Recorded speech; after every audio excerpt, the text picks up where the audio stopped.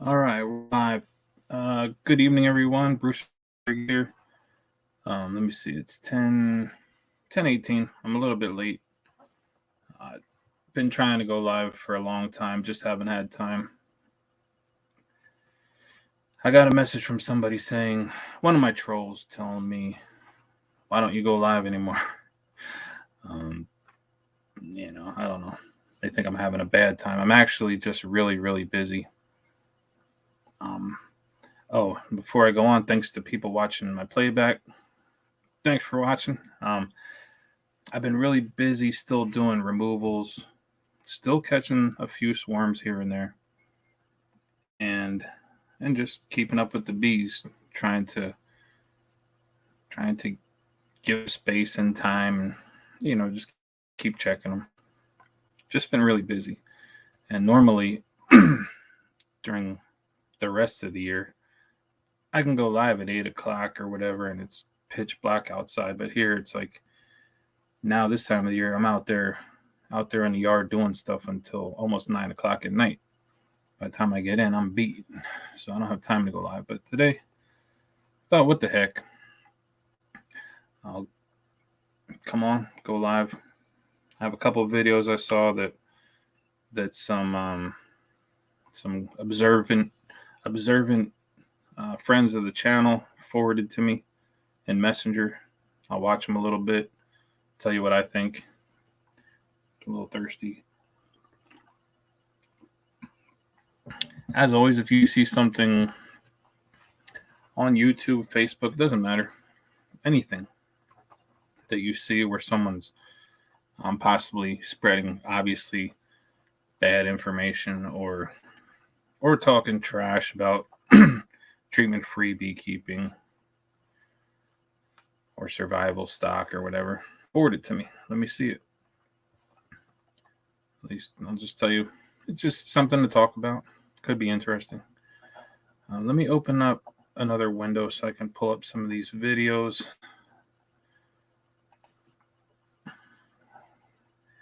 If I can even find them.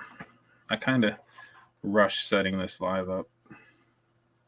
I'll find them. Let me put the search on here. I'm looking really quick.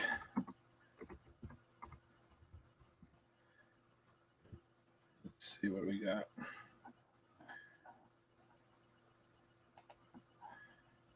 All right, the first one, let me find the video first. So you might be able to hear it then. Let me see if I can pause this really quick. All right. So let me share the screen. Oh man, I'm rusty here. What the heck? Present. Share screen. This one, share.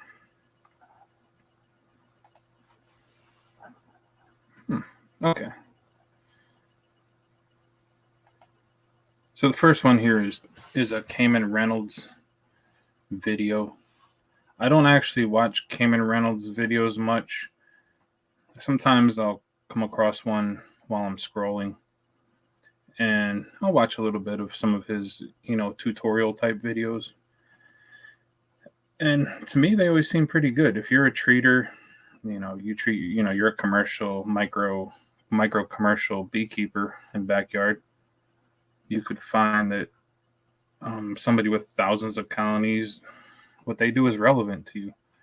And some of his videos, they seem perfectly fine. As far as like how to manage your bees, how to go through them, look for certain things, how to fix things, how to produce a ton of honey, how to just be a commercial beekeeper, really. So I find his tutorial videos to be pretty good. Not that anyone cares what I think. I find that when he kind of goes live, the few times that I've seen him in person at Hive Life. When he's going live, there's kind of this other side that comes out, this kind of snickering, smuggy, just different kind of person that comes out. So the video I'm looking at is going to be this live video. Let me see if I can even find it. I obviously didn't see the live. Someone told me the last 5 minutes there was something interesting there. Let me see if this is the one. Okay, that's not it. So here it is. I'm going to find it. It's going to take me a minute. You're going to have to bear with me here for a second. Hi, everyone. Welcome.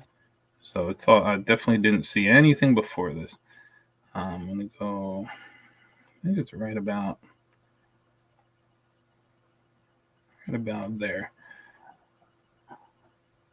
So I'll play a little bit. I'll be constantly stopping it every sentence, as I always do. And we'll just see what he says. Let me see if I can find the right thing here.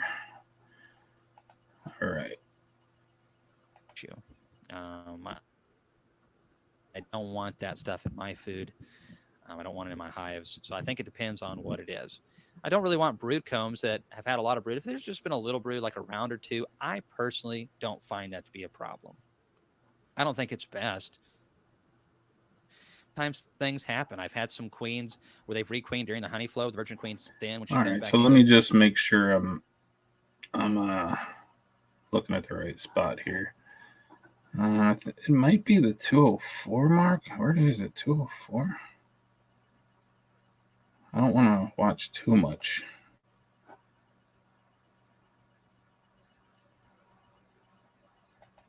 Optimum nutrition,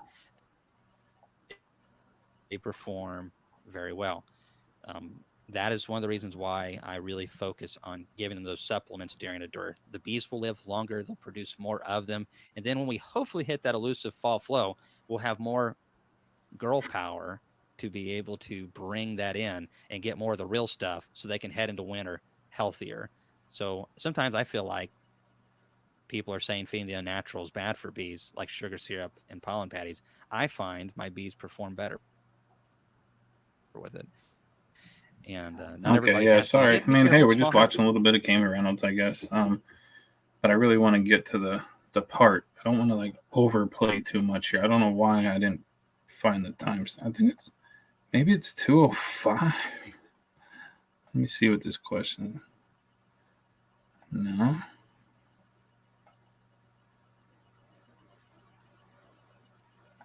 I could be in the totally wrong video. I mean, it's possible.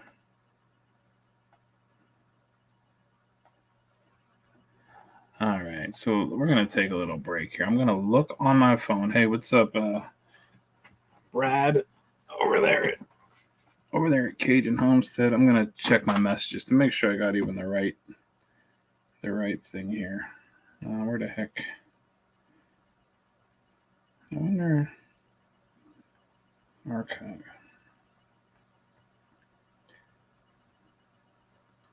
All right, here it is. Oh, okay. I was way off.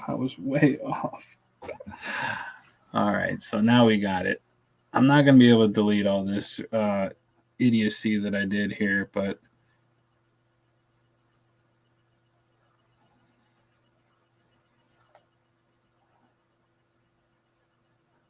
all right, well, there it is. I'm going to go a little bit before it. So the question is, somebody asks Mr. Reynolds something about wild bees. How do wild bees, let me look at this. Let me read this question.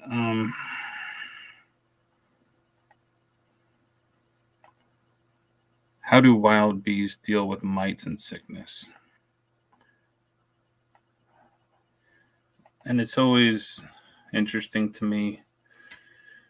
It's always interesting to me to hear, commercial honey farmers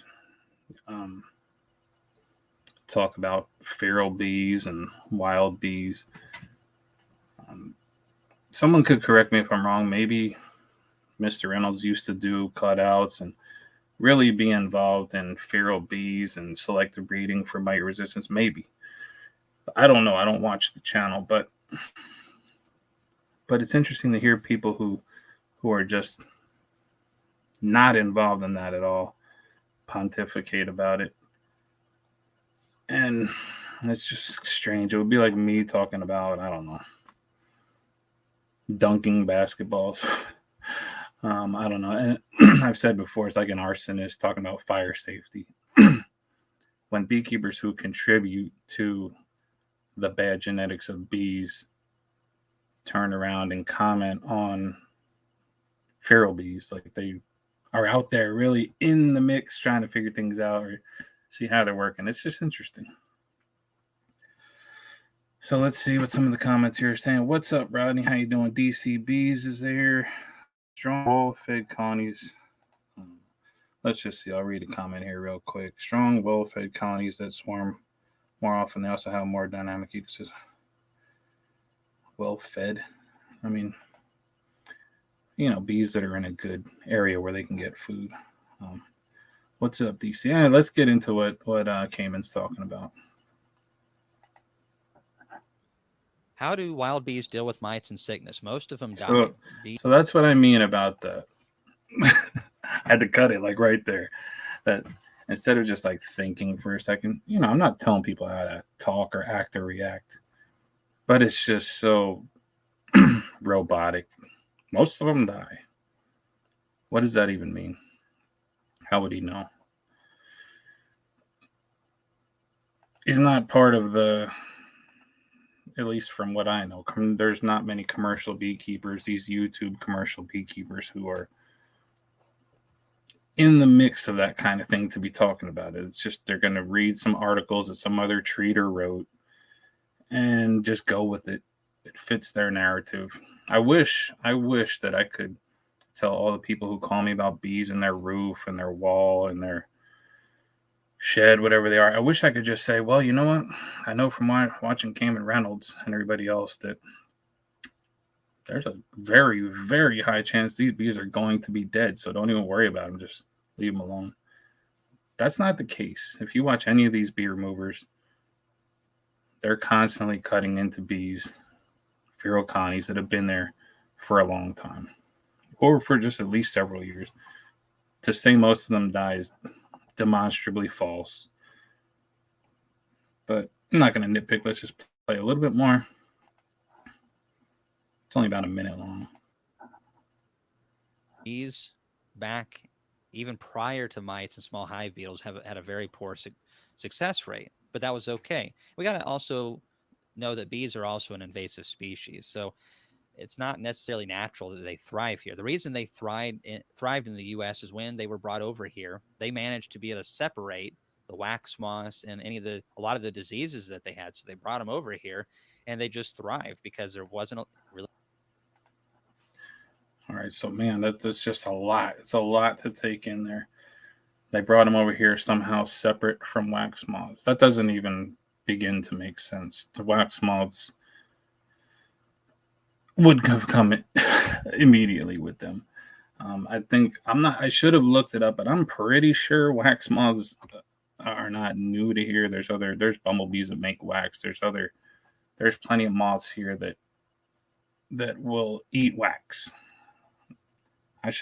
I'll look that up though. I could be wrong. Someone can point it out. Let me see. They would choose to say that they didn't do well before Varroa.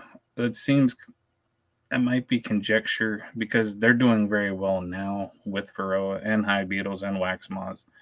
They're doing very well from what I see, from what many of the people that I watch see, from a lot of people that I know, what they see. They're doing very well. And they're not even the best bees that get away too well. Even crappy bees, as you'll see from one of my removals. It might not have been crappy bee, but it was a marked bee from somebody. So even kind of junk bees can live at least a couple years on their own. I found some bees 5-6 years ago with a queen with a red dot, and she went to live like 3 years before I even sold her. That was not in an area where people were doing feral bee relocation or removal. It was like in a farming area. It's probably just junk bees that they got from a package. So they don't even have to be the best bees. They can live on their own.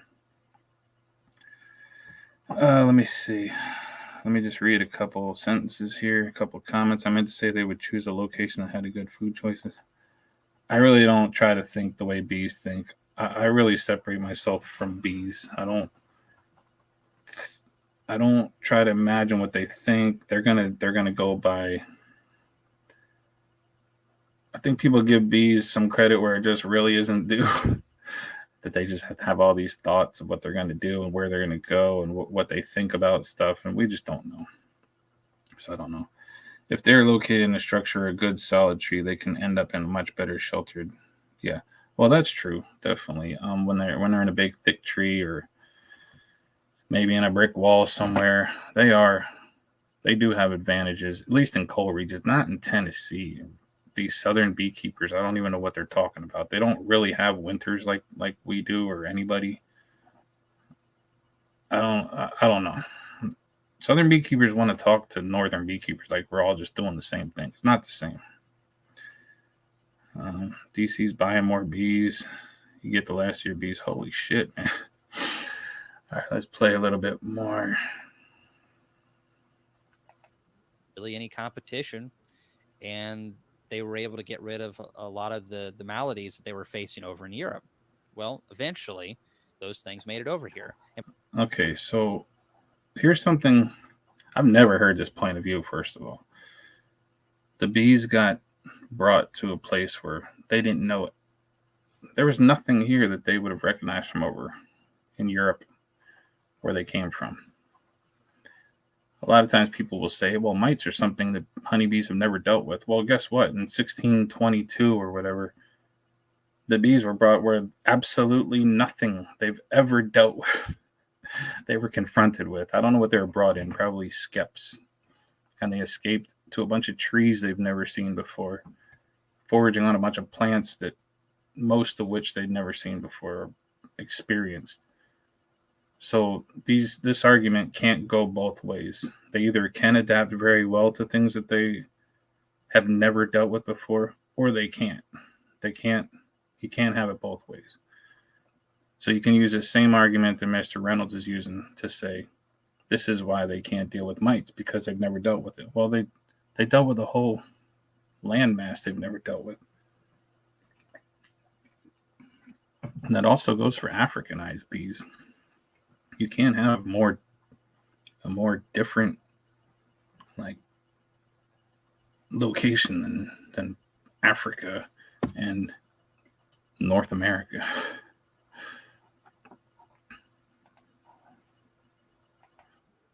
And by the time the wax moths were reintroduced into the bees, really struggled with it for a period of time because they had lost those tendencies. But wax moths are totally easy to handle. They're a soft-bodied creature they can kill. So yeah, listening to all of this, I totally forgot. It just skimmed right over my brain. Like, who gives a shit about wax moths? Nobody cares about wax moths. The bees. If what he's saying is true, which I'm not saying is not true, I can't see a way to separate honeybees from wax moths being brought over here.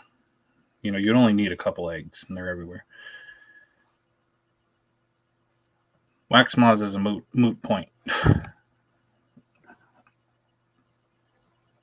And the bees, if they were reintroduced, absolutely can deal with wax moths. They were selected for bees that could deal with them, and they really don't give a problem to occupied bee cavities.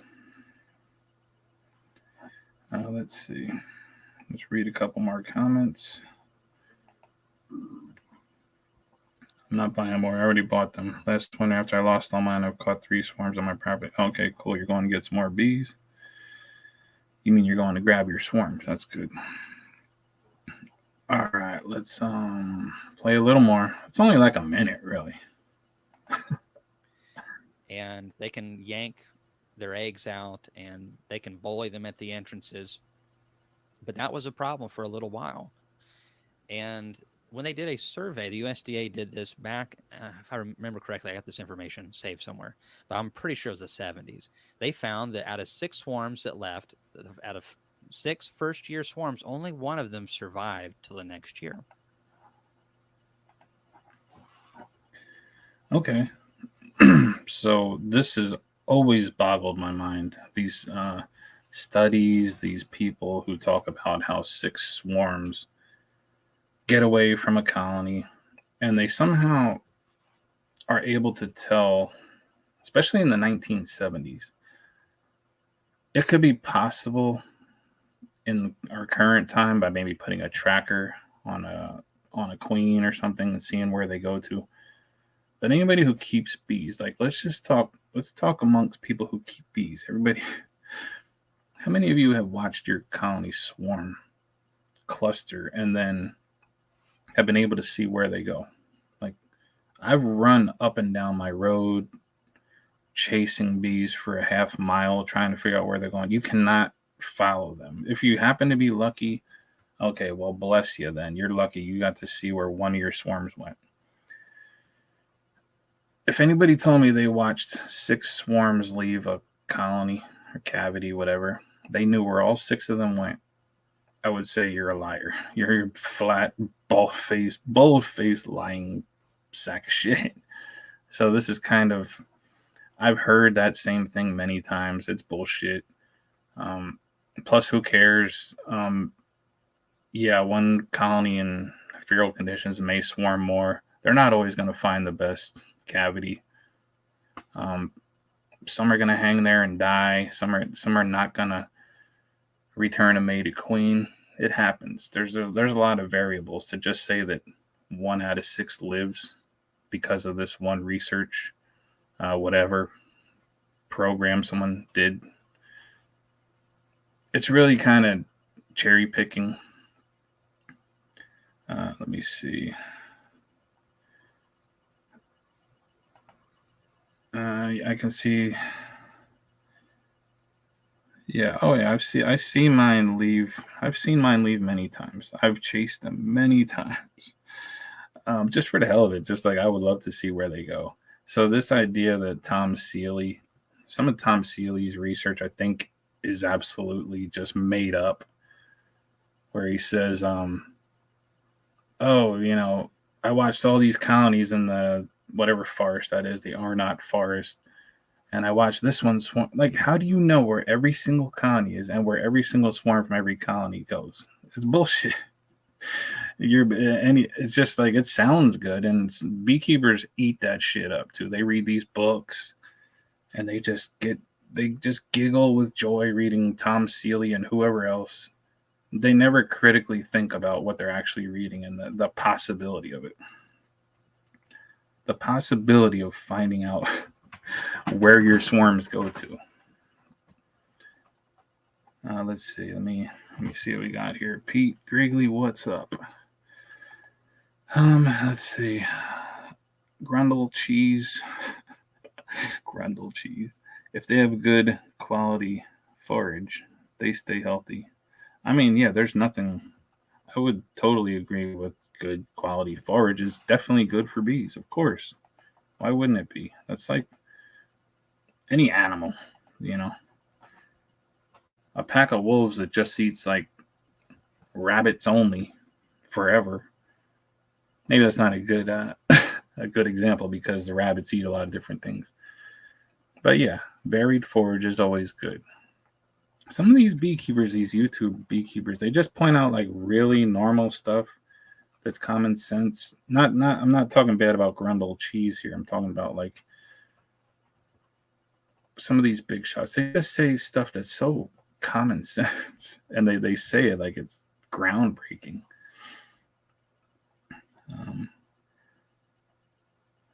Yeah, so maybe if you're on an island, you could see it, but I mean, if it's small, but that would throw the whole point off because most people don't live on a tiny island. Most bees aren't kept on a tiny island. They're kept in normal conditions, places where there's trees.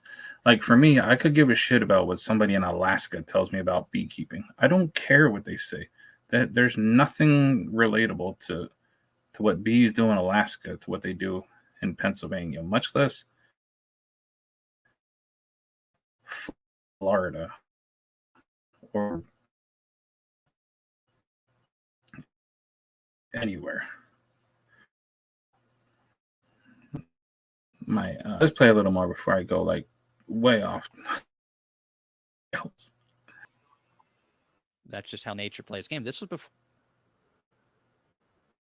some argue there was better forage and habitat back in. Okay, so again, I got to give it to Mr. Reynolds here. He is the first person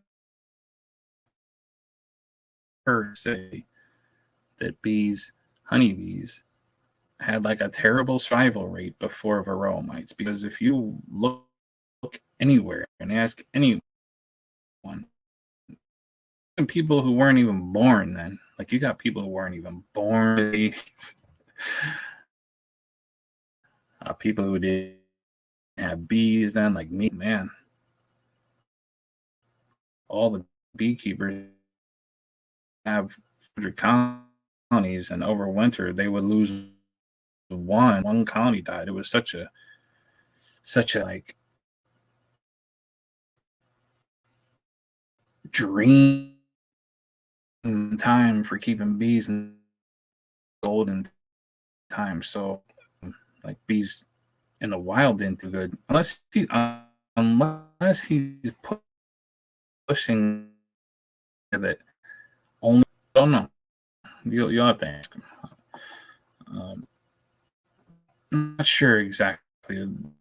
The I'm getting different wavelengths.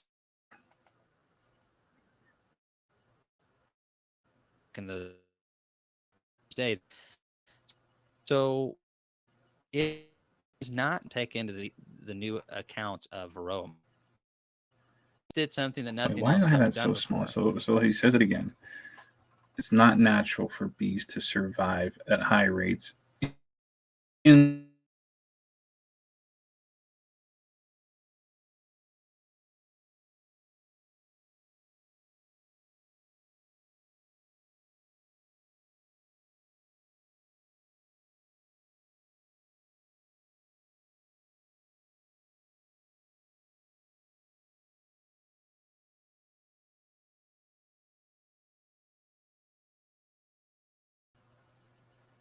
Okay, I'm back. I don't know what happened here. Let me share screen again. It kicked me off. I don't know what the hell's going on. It's annoying. I hope that. Let me see. I hope I can just leave it all together, and I don't have two separate videos on YouTube. So I see there's a comment over here. Let me see what I keep my bees on a short leash. Are you okay? Grendel Cheese says, "Are you giving advice to hobbyists or I'm not giving advice to anybody on this one. I guess the advice I would give is think about what you're listening to from commercial YouTube beekeepers. I would say 95% of the audience watching the live stream that we're watching has like 10 or fewer colonies. So these people worshiping at the feet of these giant commercial beekeepers. Hey, I mean, if it floats your boat, great, but I don't know. I watch videos where I kind of agree or disagree, and I just spew my hateful opinion of it. But I don't hate Mr. Reynolds here. He seems like a cool dude. Let's play a little more. It spread viruses extremely good. A lot of these viruses were already around, but the bees very rarely came down with it because they had developed mechanisms to reduce transmission from one bee to the other. However, now you insert the bloody syringe, and varroa mites are injecting. I love that language. I mean, you can't let that go by. I let myself back in. The bloody syringe, but I mean, it's a good analogy. I mean, I guess you're talking about blood hemolymph sucking arachnids biting. It's kind of graphic. It's kind of like using Varroa Destructor all the time, but I don't know. Let's hear the rest of it. In the sense, so according to most researchers and educators, the wild bee population was all but wiped out when Varroa came over. Okay. So there's another point I like to beat like a dead horse. Okay. Before the varroa mite came over or was brought over, this isn't like I'm telling you I lived it. This is common sense. Just think about it. There were no treatments for varroa mites because varroa mites didn't exist here yet. So essentially, all the bees that people kept in their hives and all the bees from those hives that got away just mixed. They just kept mixing back and forth. I mean, if you don't know how bees mate or how queens become pregnant, it's not a little stork that brings the baby bees. The queen flies and mates with everything around there. And the same exact thing happens with the feral population queens. They fly around and mate with everything. It was just a big melting pot of bees. So for someone to assert that the beekeeping population was so separate and different from the bees that weren't kept, it's silly. It's ridiculous. They were the same bees. And I would argue that today, and to a huge extent, the bees are the same bees for the most part, except for in places where it's just flooded with treaters. Treaters just saving the weakest, shittiest bees. Like, I could see how the feral population would do really bad there. But for example, in the place where I live, I have a ton of survivor stock. I live in a wooded, farmy kind of area. There's not many beekeepers. They do good here. And a lot of places surrounding here, there's tons and tons of hollow trees with feral colonies. There's not a commercial beekeeping, like it's not a normal thing around here. There's no almonds here. We don't have like blueberries or anything like that. We don't have commercial beekeeping in this part of Pennsylvania. Maybe they park their bees here, but our feral bees are doing really well here, or else I wouldn't be buried in damn bees all the time.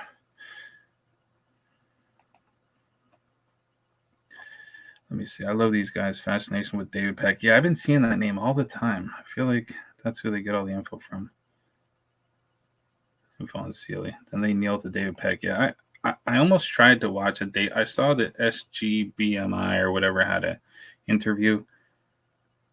And when I saw the title of it where he's like, beekeepers need to be good neighbors by basically treat your bees, I was like, I'm not watching that shit. I'm not going to hear another friggin' lab coat jerk off talk about how everybody needs to treat their bees to appease these treaters in the commercial bee industry because of whoever. What's up, Sterling from SoCal Bee Removal? How you doing tonight? Just talking, talking trash. It's not really trash. It's just like you don't get people on BTube actually just critically thinking and speaking about things. They all just hug each other's nuts. Let's see. So to reiterate here, to think that the bees that were totally left alone and living in big thick trees at a time when there were more trees, better forage, just as Kamon said, they would somehow do worse than commercial honey farming operations. They would do worse than that and get wiped out. But no, but all those regular beekeeping guys, Bob Binney and them, their bees did great because what? They didn't have treatments yet. So what were they doing? Like, how would they have done better? It's silly when you think about it. Do Africanized bees struggle with mites? I've never kept Africanized bees, but if you want to see a good video, go to my. You can just search Swarmstead African or South African beekeeper. I interviewed a South African beekeeper. He told me that when the varroa mites got there, nobody ever treated, and they lost like, I don't know, 70% of their colonies in the first wave of it. Then they lost like 30, then 20, then nothing. Now they're like, they just don't really lose bees. Nobody treats, nobody really buys bees. There's bees everywhere. Basically like where I live. I don't treat. I would never buy bees. Bees are worth nothing to me. I mean, that if it's funny because like to me they're worth a ton, but they're also worth nothing because I would never pay for them. But I feel like to get a colony of bees for 150 bucks is like it's just like not. It doesn't make sense. They should be worth a lot more. You can just be the worst beekeeper and get your money back easy. You can be like me. All right, let's play some more of this. Come on, man, finish up. And so you could argue there's technically no true wild bees. I don't know if that's quite the case. You could argue that technically there's no true wild bees.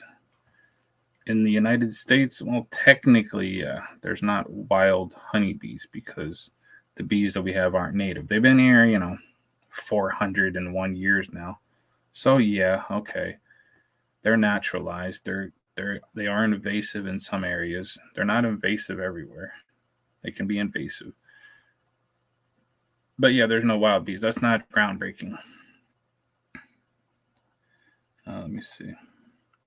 I never paid for bees either myself, other than queens. They're the only thing I've ever paid for. But all my feral hives are for free, obviously, like yours. Yep. Let's see. Did I ever listen to Mike Connors talk about trees for bees? He said American elm was a good tree to get bees brooding sooner because they're an early source of pollen. I think American elm trees, I know we have one, literally, I can throw a rock at it from where I'm sitting. It's a huge elm tree, but I have a feeling they're dying from something. It's another situation where there's a pest eating the trees, if I'm thinking of the right tree. But the idea of get the bees brooding sooner. I don't want my bees to brood sooner, later, more. I just want the bees to just brood whenever they want to, when they're ready to. Um, there's a tendency in that in beekeeping, like that other channel that I see sometimes. Simp, bee fit, simping beekeeping, whatever the hell it is. Every video is like how to get 10 frames drawn in 3 days, how to make your bees, like just these big clickbait bullshit titles of how to rush your bees into doing everything. I don't know. I guess if you want to do that, it starts to get a little stressful trying to push your bees to do a lot of things. I mean, that's not what you're saying from that comment. I just, whenever I see anything about, get the bees to do something more, faster, it just jumps into my mind that they do shit fast enough, in my opinion. Like, my bees are doing everything fast enough. I don't need them to go any faster. Somebody on Facebook was talking about you need to boost your bees' immune system, like get their immune system boosted up. I'm like, that's so stupid. Getting your boosting your immune system, if it was a thing, that's how you get organs rejected. Your immune system is a very set thing. That's how it has to be. It can be compromised, of course, but you don't want to boost a normally functioning immune system. Or like make it stronger. It's woo talk. It doesn't make any sense. Like, how do you boost something that's has to be at a normal level? Let's see. Oh no, I already saw the killer bee guy. The killer bee guy acts like they're taking over. Yeah, the killer bee guy's a clown. He's a freaking clown. I've seen him kill many colonies that were obviously not Africanized. They were just. I'm sure they have a ton of hybrid Africanized bees in that area. But some of the colonies he was removing, or they were just not really going crazy at all. So he's banging on them and trying to play it up for the camera and always saying the same things over and over again. He's a cowboy peacock dickhead, in my opinion. Hell with the killer bee guy. He follows me on TikTok. I followed him just so I could watch his dumb videos.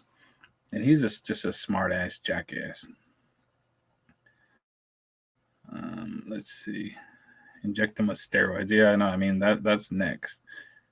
That'll be the next thing. We just got to get them to do everything faster, harder, and stronger. Let's see. The whole deal with are not forest bees, and some of the bees that's been debunked by some other researchers. So I mean, here I gotta agree with that. I don't know if he's kind of very much generalizing what he says. It's been debunked. Like what part has been debunked? I don't think it is even necessary for someone to put a ton of thought into debunking some of the statements that Tom Seeley makes about just how many, even how many swarms come out of one single colony. Unless he had cameras with motion detectors on every single one. I have tree colonies. I have regular bee colonies. I can't tell you how many times every single one swarmed, and those are ones that I manage that I'm in every couple days. The tree colony, I could have been at work. They could have swarmed. I've seen them swarm 4 times this year. I've caught 3. One of them flew away. I don't know how many more they swarmed. So yeah, I would agree with that. Um, oh man, don't even get me started, Rodney Middleton. Don't you dare get me started with that. Oh, maybe I'll bring that goofball up at the end of this thing because I got somebody after Kamon Reynolds. You guys are gonna have fun with this one. They still struggle with mites. But they can survive. It's so here's how it goes basically. And David Peck gives the best explanation of this, and I might be botching it. The bees that are going to be that are going to survive are the ones that are going to swarm. Okay. So yeah, this is just more the same cliche things that these beekeepers who aren't really out there doing removals, seeing survivor colonies, survivor stock. They're not really out there doing it, but they just repeat these same things. They think that just because they swarm so many times that's why they survive. But I've proven many times on my own yard. I've had colonies that I just never let them swarm because it was such a favorite queen of mine that's already a couple years old. They never got to swarm for years. They were stuck in same marked queen, stuck in the same colony. They lived for years. They never got to swarm. And a lot of people when you think that swarming somehow saves your bees, I've seen plenty of people who have colonies that swarmed a bunch of times and they died anyway. Swarming doesn't save your bees. This is just robotic, the same thing, same exact thing you hear all the time. It's like come up with something else. It's not true. And they are going to keep small populations, and they don't need all of them to survive. Most of them will die. Where in the world does that come from? Do removals. Get into walls and ceilings and chimneys and shit. Well, what's this? What's this small, yeah, I wish I've never gone to cut out bees that had a little fucking tiny small, where are these people getting these ideas that they just keep these little small cavities? No, these bees make big, giant nests in big things. Let me see. Feed them dying. Yeah.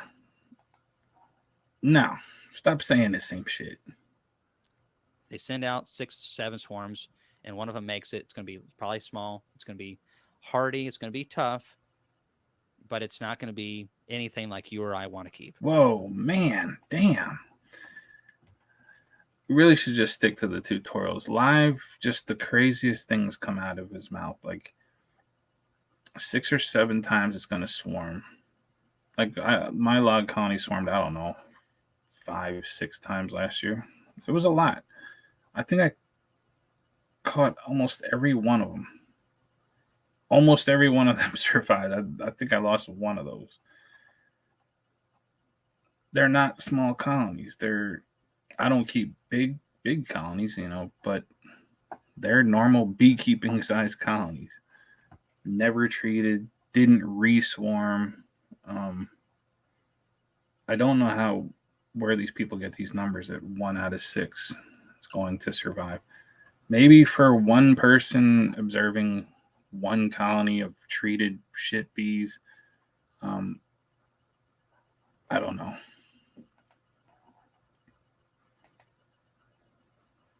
because it just doesn't have those characteristics. Oh, sorry. So as far as saying these aren't the type of bees that you or I want to keep, there's plenty of people in this chat right now who keep exactly those bees. That's all I keep. There's many YouTube beekeepers, good and bad, who keep exactly those bees that they catch from swarms or from feral colonies. You don't see them really saying they're worse. Like, what's the difference? They're all related in some way. It's a strange thing to say that somehow these pollination bees out of California are better. They're better than ones that lived on their own in something, somewhere, in a tree, in a barn. It's not making sense to me. And there's still a lot of them going to die. And the right conditions have to persist because there has to be the right cavity size defined. There has to be the right nutrition. So it's a very complicated problem. But wild bees struggle with mites still, and there is no immune bees as far as I'm concerned. Um, Well, I mean, there's truth to that, of course. There's no one would ever make the claim that bees that live in what we're calling the wild, which is actually just unkept in some type of feral condition. No one's claiming that they are immune to varroa mites or anything. Especially if some treaters' bees get away. Just because some let's say came around. I don't want to pick on anybody in my live stream here, but some treater who regularly treats and coddles and has their bees in a state of life support, they happen to swarm and go into a tree. Who the hell is thinking that they're gonna live good on their own? No one claims that. So I could see why someone's colony, maybe like, or someone who just doesn't know what the hell they're doing, like peaceful mind beekeeping. Like, yeah, if his bees swarm and go into a cavity, they're probably going to die. We're talking apples and oranges here.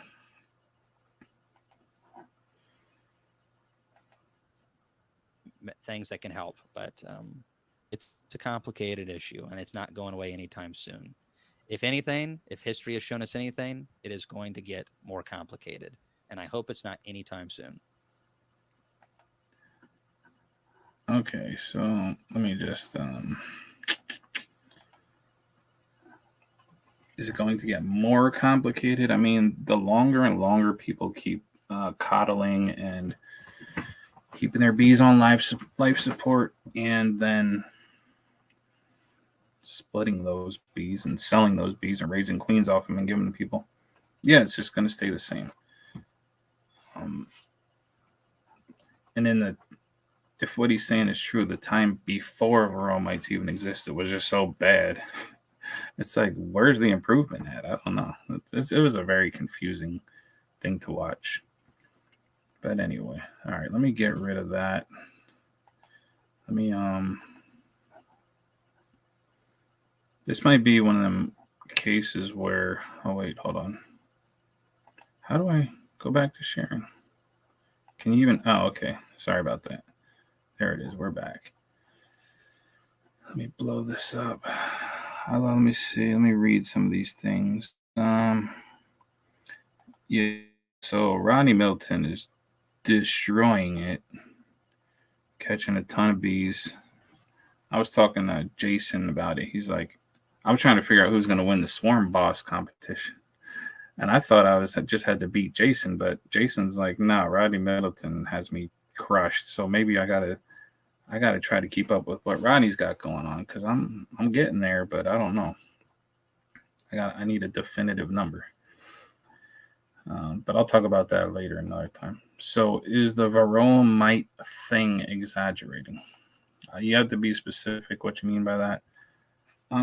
I've never seen the name before, but in case you don't know, I've never treated bees, and I've had bees since 2010.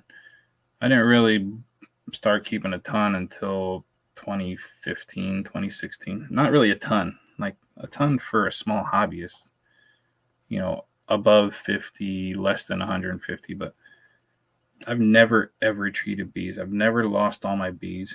I've had like one season where it was a pretty heavy cull rate, but it was followed by the best season I've ever had. And I think my second worst season was last winter, which even that wasn't that bad. I'm like scrambling trying to find equipment to put bees in. And yeah, and I'm trying to sell as many as I can just to keep a manageable number. Let me see. But I don't know. I'm not saying I'm better than anybody, but do I think the varroa mite thing is exaggerated? In some degree, in some ways, yes, it is. I lost track of my trap out bees. They're just mixed up with the rest. Yep, I mean that happens too. I have some of the bees I had like in 2015. They're still somewhere mixed into my bees, but I don't know which ones. So Grundle Cheese says the varroa mite issue. Well, the issue is still it's the main point of what I do and what I talk about, what I bitch about is that beekeepers, some of the most ignorant, uneducated people about insects, period, in general, not everybody, but in general, some of the most just totally clueless when it comes to nature and insects and plants, like to get up and talk about how bees can't be selected for survival um, without treatments. I don't even really focus on varroa mites.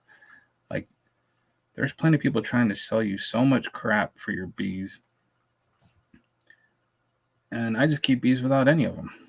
And so do a whole ton of other people. They don't all get on YouTube and blab about it, but yeah, like look at Gallery, look at Frank here. Frank be putting damn heaters heaters inside his hives. But yeah, I mean, you got these apex scamologics, you got all kinds of stuff to put on these bees. Just let the fucking bees go out and do what they gotta do. Keep them, enjoy yourself, have a good time, catch bees. Don't waste your money on bees. Don't If you're too lazy to catch your own bees, I can't, not you, but if in general you're just too lazy to set swarm traps, to go on a swarm call as a hobbyist. Like, I don't expect Kamon Reynolds to go around chasing swarms or doing cutouts. He's a honey farmer and a bee seller. So, and just like all of them on YouTube. But if you're just a hobbyist like me, or just a degular person interested in keeping some bees, you got the damn time to catch some bees, unless you live in Alaska or Canada, maybe. But I don't advise people in Alaska or Canada. I was almost looking like a Canadian beekeeper a few weeks ago. If you saw my video, hopefully that answers some of your question. It's late. I'm never up this late. Yeah, here we go. We could be like Australia and kill all the unregistered colonies. Yeah, what a freaking nightmare it is over there. Like, what a nightmare. And it's funny because they went to Bob Binney to ask for advisement on what to do over there. And he's just right away talking about treatments. And my whole time I'm like thinking, why don't you guys just do like Africa or Cuba or Puerto Rico or somewhere? Don't be stupid like the United States, where we're just on a treadmill all the time. Yeah, so anyway, let me look up this clown fart. Peaceful Mind. I know everybody loves when I talk about this jackass. He put his phone number up on one of his videos. He's like, here's my phone number, so like, you dummies can give me a call. You bunch of jackasses call me and tell me you're stupid, whatever the hell he was talking about. I'm like, I should call this piece of shit on live. All right, so let me find this clown video. Did I even see his most recent video? Making thousands of dollars with honeybees. Shit. I may have gotten this one confused with the other. Let's just watch a little bit of both of them. We'll watch a little bit of both. Sometimes beekeeping is hot and heavy. I notice a lot of my mating nukes is I've already filled the hive with nectar and the hive is heavy. So trying to stay ahead of my bees, I gave out deeps in the colony. So for anyone who doesn't know this absolute clown, this is what you call just hating beekeeping. This piece of shit just sounds miserable constantly. He just blows up on America and everybody. He's just a terrible human being. But he makes these dumbass bee videos, and 2,000 people think that they're worth watching. Unless I'm just being scammed and this is a parody. I'm not sure if this is the right video. I'm going to skip a little bit just to see if he says the part that I was thinking of. I think I've done 20 or so already this morning, between morning and afternoon. But if you're an American and you're following my videos, go to your local Walmart. Are you impressed with what you see as far as your fellow Americans? Majority of you are fat and stupid. So a majority of us are fat and stupid. Yeah, I mean, I'd love to see what this dude looks like. He never shows his face. You can see him in the reflection on a window one time. But yeah, real piece of work, this guy. Somebody married this piece of shit and like he had children. But let's hear. Stupid. I don't think you could handle what I'm doing. I'm 56 years old. I have 2 businesses and I have not been able to find a young person that could keep up with me. Even my own son, he's 30 years old. I got to say that he's a pathetic loser. I tried to raise him right, but he wanted to be a mama's boy. So. Oof. Oh man. So I watched other YouTubers like Bee Fit Beekeeping, Hillbilly Jackass. I've heard these people talk about this channel and they look up to this guy. So they look up to this person. I've always known he was total garbage, and I'll say it every time. I'm going to tag him in the description of this video. I should have put it on so we got a notification, but any of these people pushing this channel like it's actually something good, all he does is bitch. He doesn't show you any real beekeeping. He just brags about himself and totally embarrassed. It's totally embarrassing to hear him talk about his own son that he supposedly raised and tried to raise right. Can you imagine being like this being your parent? Holy shit. I mean, I've talked about bad people on this channel before, like driving while going live with your wife in the car, like real pieces of shit. This is, I don't know if this is quite that bad, but this is really bad. It's up there. Oof. So he's going to suffer for that. He can't keep up with me, and I'm 26 years older. And I didn't feed my bees syrup last fall. And if you've been following me, you see the trouble I went through and make. Yeah, so yeah, I don't want to watch too much more of this. I just wanted to point out just how terrible this dude is to like to say something like that about your own kid on a YouTube channel. This video will live forever. Yeah, it's pretty bad. And nobody enjoys beekeeping less than this guy. Look at all those ridiculous hives so close to each other, just jammed up against each other. We'll watch like another minute just for our new guest, Grundle Cheese here. Let me play a little bit more. Make sure I give them my honey that they made last year. I didn't sell any honey. I kept it as reserve to feed. Oh, so you hear what he just subtly says there? Talks about what a great beekeeper he is with all these colonies.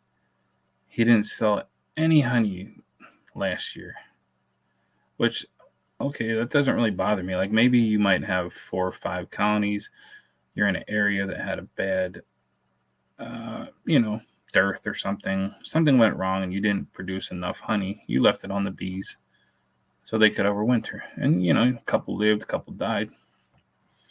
But to have over 100 colonies, to have a channel where you talk about what a great beekeeper you are, and to give all kinds of just insults and I don't know what you could possibly learn from this. To have all those bees and not sell a single amount of honey, like none, that means you stink. Like you're the worst. If you can't produce even a couple bottles of honey from over 150 colonies, you stink. You should not be on here talking about anything. Just what a total garbage person.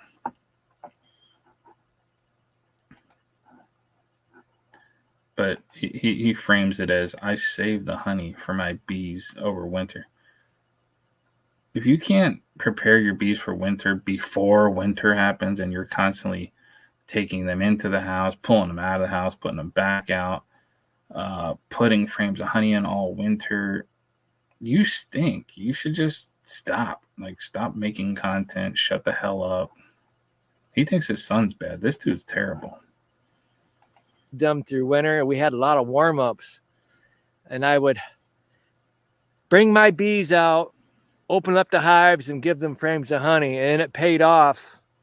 I've only had to buy a couple $100 worth of domino cane sugar in the spring to feed them syrup when it cooled off, and a few were almost out of food.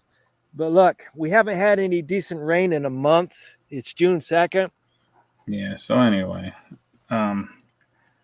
first he said he didn't feed syrup. Like, that's a big, guess what? I haven't fed syrup either for this is my 3rd season now. I haven't fed anything, not syrup, but literally not anything. No syrup, no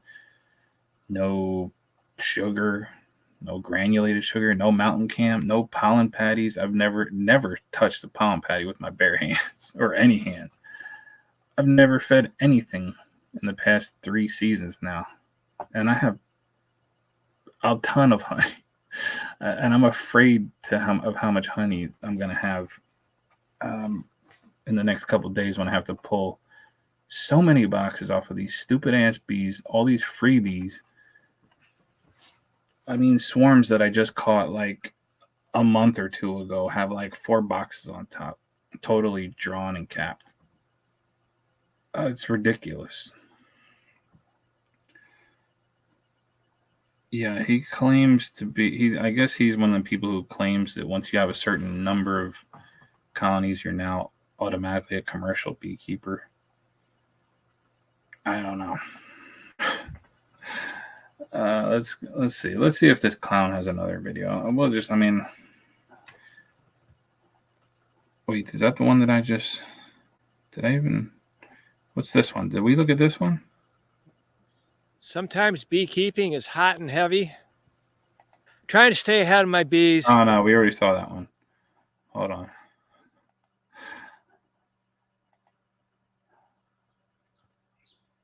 Beekeepers, this is how you can make thousands of dollars with honeybees.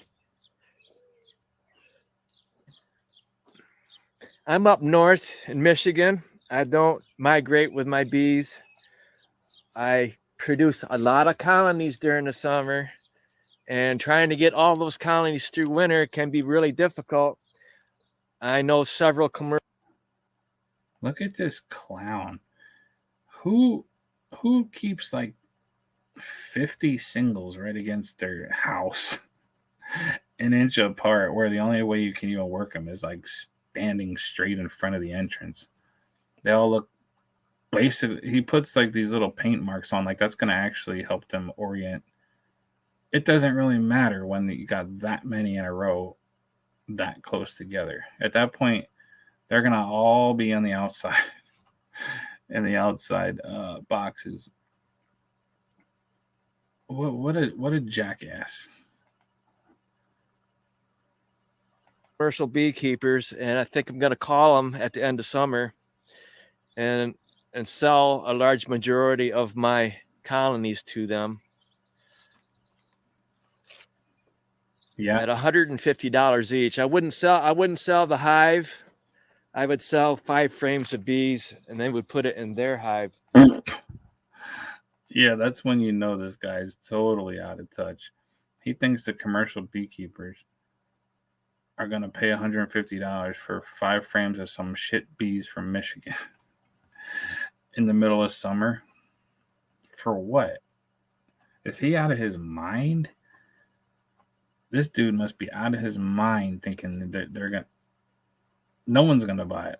Like, not even a... Why would even a hobbyist pay basically full nuke price for 5 frames of bees in summertime? I did see a clown on a video go down south and buy bees in the wintertime one time. That's something I've never seen before.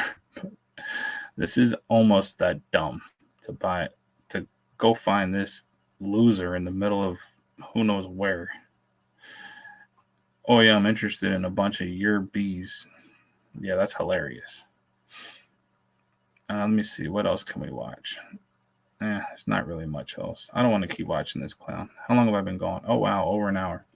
Look at how tired I'm looking. Woo. All right. Well, if anybody has anything else they want to yak about, I'll talk about... Oh, look at this. I made Frank's wife laugh. Okay, good. I'm glad you laughed. I think some of this shit is just so funny, it doesn't even really need me to make it funny.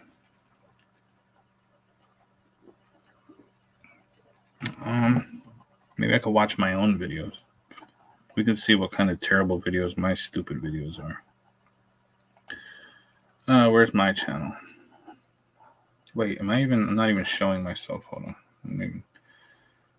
We'll just watch a couple minutes of my own stupid channel, and then I'll get out of here before I totally bore everybody to death.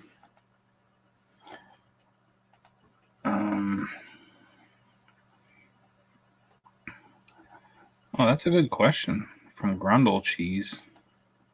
What do I consider a good source for information? Well, again, I mean, I'm very... That's one... I don't know if it's a flaw about me or what. It might have just been something I learned, but I'm very much besides myself. Hey, man, I'm always very specific about things. I don't like to say too much or not enough.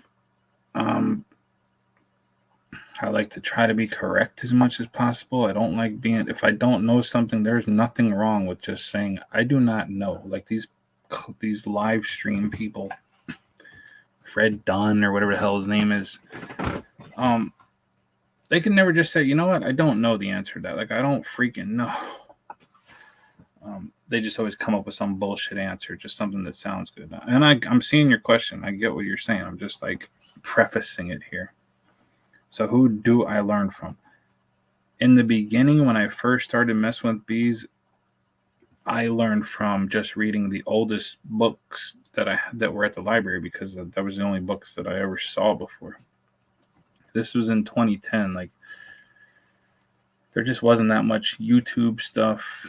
There weren't 1,000 sources of information for beekeeping. So my first information that I learned about bees was from the old books, where they were just talking about not beekeeping, like how to maximize honey, but just they were about bees. There's a billion people in here who can tell you everything about varroa mites, how to put foundation in, how to build a hive, how to feed, how to do all these things, but they don't know a damn thing about the actual honeybees themselves or how they live in the wild or in feral conditions. They don't do cutouts. They don't get out there and learn. So the main thing that I learned from is just observing the bees and just being in them and looking at them and looking at what they're doing and trying not to let things that I've heard interfere when I see something that goes against what I've heard. Like, it's easy to say, oh, bees do this certain thing all the time. And then when you go in there and see that they're actually doing the opposite, you're going to think that you're the weirdo when you see this thing. And you're not going to want to talk about it just because you heard everyone else say that this is what they always do. But as far as good, who did I learn from? I would say some of the first things I learned about beekeeping without treatments was Michael Bush at Bush Farms. I haven't read anything by Michael Bush in a long time. It's kind of like I got the little kickstart from learning from things from Michael Bush and from letembee.com, one of the first websites I ever really read about bees. Jason Bruns. It's letembee, LETMBEE.com, letembee.com. That's Jason Brown's website. I learned a ton about swarm trapping, about thinking about feral bees, like what they do. I mean, that dude just wrote some really good stuff that still stands today, like very well. That's Jason Bruns. Jason Bruns. Jason Bruns. I think he has a YouTube channel too.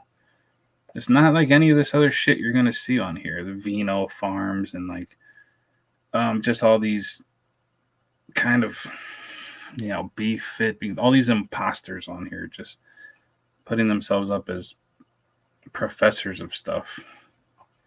They should just shut up and just keep bees and like just like show what you're learning. Don't always trying to teach all the time. It's annoying. Who else? Let me see. I'm just, now that you're asking, Les Crowder is also a really good, just like not like anything else you're going to see on here. If you read Les Crowder's book, Top Bar Beekeeping, even though I don't keep top bars, it's all the rest of the book, not just about top bars, but those are good resources in my mind.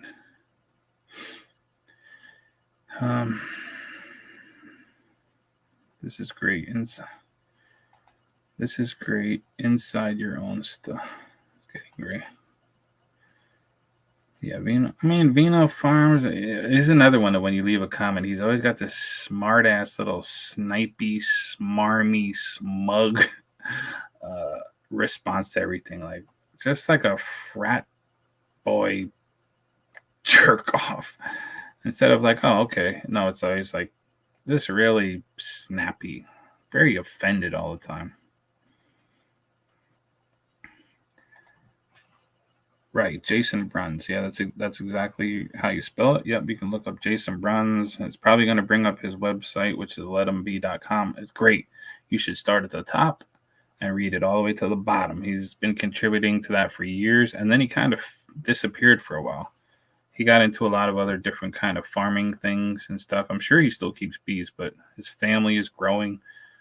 When he was making that website, I think he was much younger. He's younger than me, but when you read his stuff, you're not going to see the same shit you hear from everybody. You can tell it's his own real life beekeeping experience.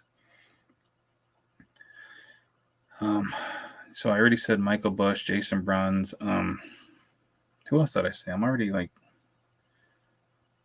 Les Crowder, I said. Who else? I mean, that's a good start. There's probably plenty more. Let's see. Vino is out by me and says the ways bee survivors treating and building huge bee barns. Yeah, whatever. Vino Farms. I already did a video on Vino Farms like a year or two ago where all of his colonies died except for one, and that's with all of his treating it. And his dumbass bee barns. I mean, aren't you up where Michael Palmer is? Michael Palmer don't have no damn bee barns, and he overwinters nukes. So, yeah, whatever to that dude. He's just presenting these barns like that's just a normal thing everybody can just build all the time.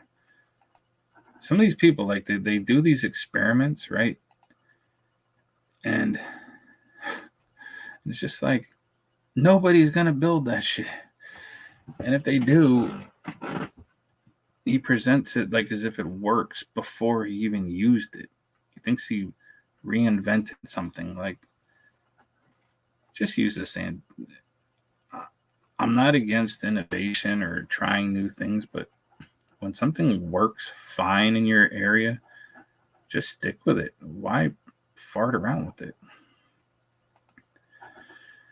Oh, look, there's my live video. I wonder if I can watch my own live. Well, let's see. Maybe we'll watch a short.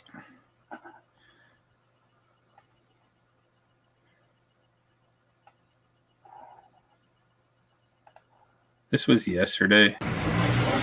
They landed on the car. Look. Yeah, they're going there. I wonder what's in there. Oh, damn it. I don't know why I can't just scroll up a little bit. They landed on the car. Look. Yeah, they're going there. I wonder what's in there. Damn.